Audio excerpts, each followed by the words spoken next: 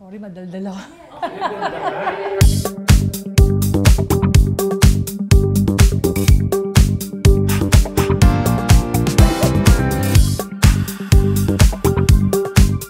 Hello, everyone.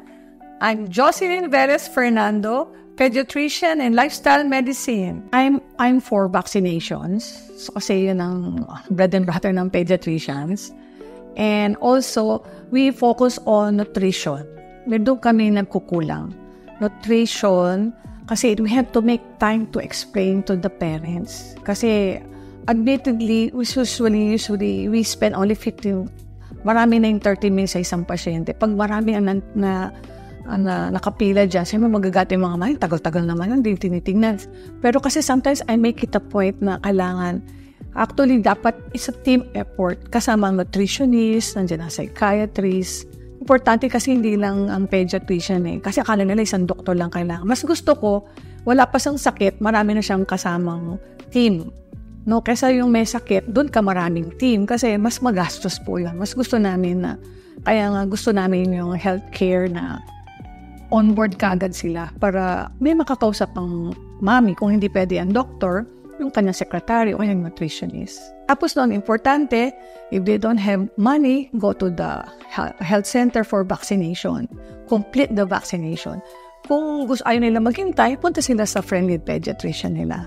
And we give them reasons why they have to be vaccinated. So, importante po yun. Lalo na ngayon ng pertussis. Why? Bakit merong pertussis ngayon? Kasi mga mamis, din nila dinadala yung mga pasyente para mabakunahan. Pero may bakuna po. May bakuna. So, importante, pabakunan yung mga anak ninyo.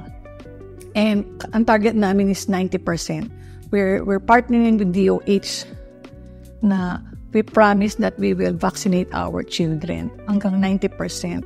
Kailangan po, pag 90% ang rate ng mga vaccinated, may herd immunity. Ibig sabihin, yung 10% o 20% din na bakunahan are protected from the herd immunity. So, ano pa? Nutrition. So, importante pong magtanim. No, turuan natin mga anak natin magtanim. Ako kasi nagtatanim ako. And, init po ngayon. So, pinuputol natin yung mga puno o maraming mga parking, wala tayong parke. So, maglinis rin po, bawal lang magkalat. So, yun. So, marami pong dapat gawin. As a pediatrician, educator ka, and role model ka rin. Social mobilizer. So, yun po. And a researcher. Yun ang dream ko, maging researcher. So yun po.